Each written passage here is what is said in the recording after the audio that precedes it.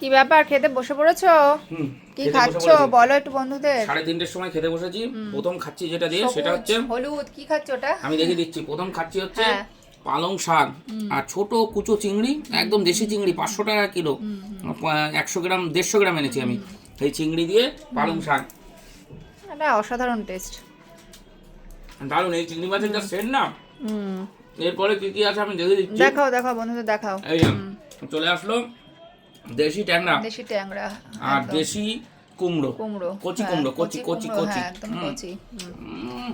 আর কি আছে দেখাও বন্ধুদের এরপরে দেখাও। চলে আসলো এরপরে চলে আসলো দেশি মাগুর। আচ্ছা, দেশি মাগুরের সাথে বেগুন আর হচ্ছে গাটি কচু। গাটি কচুটা দেখো মোবাইলের মতো বলে মোমের মতো বলেছে, ভালো একদম, কিচ্ছু নেই একদম কাঁচা লঙ্কা দিয়ে তরকারি, সাদা তরকারি। আজকে আমি বলেছি সব সাদা তরকারি খাবো, কারণ রবিবারে একটু মশলা হয়ে যায়। আর সব শেষে একটুখানি মশলা না, এটা পোস্ত আর সর্ষে আছে, পমফ্রেট মাছ, পমফ্রেট একদম দারুণ দারুণ। এ খেলে, এ না খেলে বুঝতে পারবে না মজা। এই যে মশলা ছাড়া খাবার, এর একটা আলাদা ইমেজ। ঠিক আছে, ঠিক আছে, সবাই ভালো থাকবেন, সুস্থ থাকবেন, খাও।